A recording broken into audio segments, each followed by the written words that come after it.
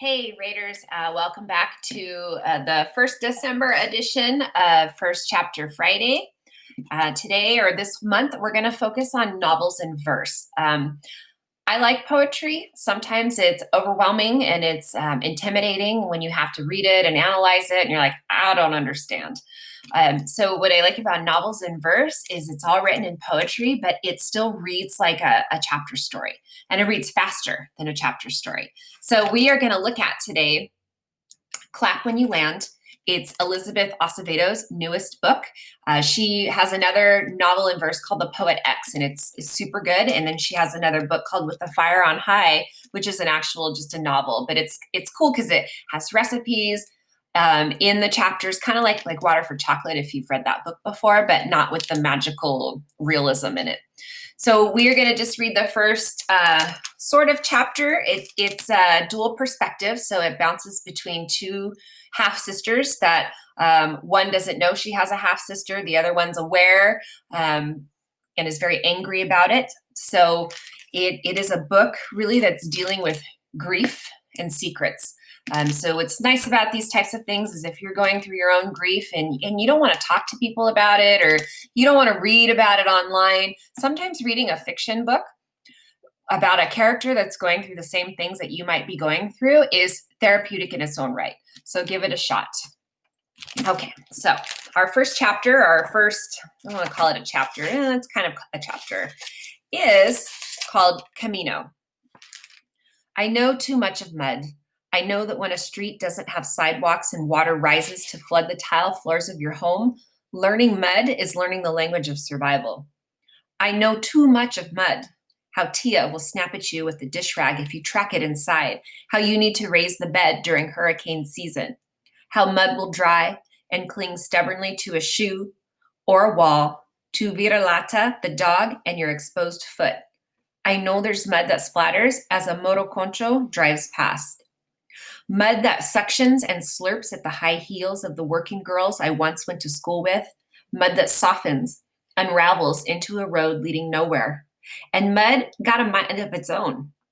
Wants to enwrap your penny loafers, hug up on your uniform skirt, press kisses to your knees, and make you slip down to meet it. Don't let it stain you, Tia's always said. But can't she see this place we're from already has its prints on me? I spend nights wiping clean the bottoms of my feet, soiled rag over a bucket, undoing this mark of place. To be from this barrio is to be made of this earth and clay, dirt packed, water backed, third world smacked. They say the soil beneath a country's nail. They say, I love my home, but it might be a sinkhole, trying to feast quicksand, mouth pried open. I hunger for stable ground somewhere else. This morning, I wake up at 5 a.m., wash my hands and face. There is a woman with cancer, a small boulder swelling her stomach, and Tia Solana needs my help to tend her. Since I could toddle, I would tag after Tia, even when Mama was still alive. Tia and I are easy with each other. I do not chafe at her rules. She does not impose unnecessary ones. We are quiet in the mornings. She passes me a palm-sized piece of bread. I prepare the coffee kettle for her. By the time Don Mateo's rooster crows, we are locking up the house, Tia's machete tucked into her bag. The sun streaks pink highlights across the sky.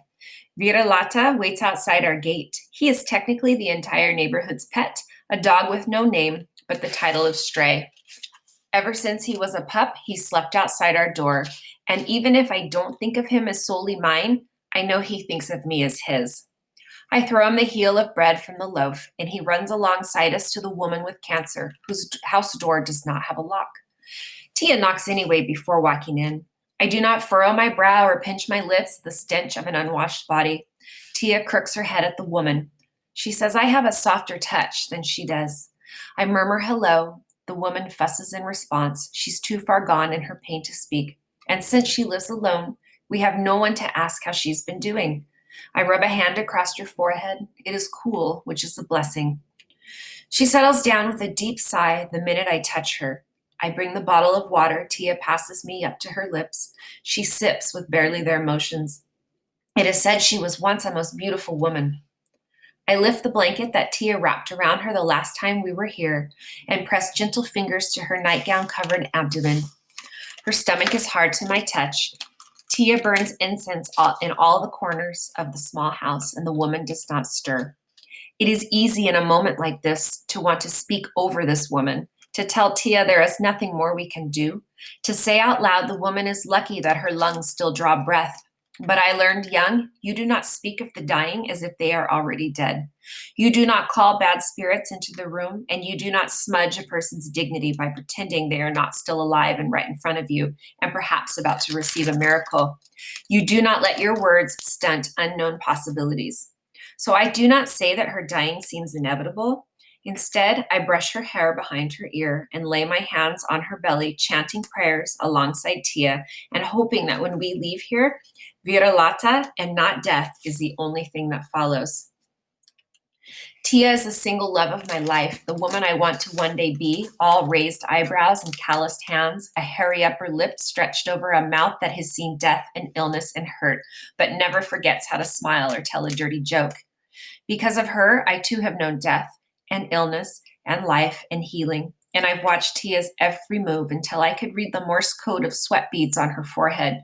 So when I say I want to be a doctor, I know exactly what that means. This curing is in my blood, and everyone here knows the most respected medical schools are in the United States. I want to take what I've learned from Tia's life, dedicated to aid, and build life where I can help others. There have been many days when Poppy's check comes late and we have to count how many eggs we have left or how long the meat will stretch. I don't want Tia and me to always live this way. I will make it. I will make it. I will make it easier for us both. Okay, I am going to stop here. So her Camino story perspective, she lives in the Dominican Republic, or the DR, they'll refer it as, and her aunt is a healer. So it's a little bit like, I don't know how to say, it's a little bit like she relies heavily on her saints, and then also with like natural and herbal medicine. So she's a very well-respected woman in their little community, and Camino wants to be like her, but she wants to go to the States for medical school. But there's more to the story. If you like this book, we have it in the Roland High School Library. You can place a hold on Destiny and we'll pull it for you and place it in the hideout. Please have a great weekend. Bye, Raiders.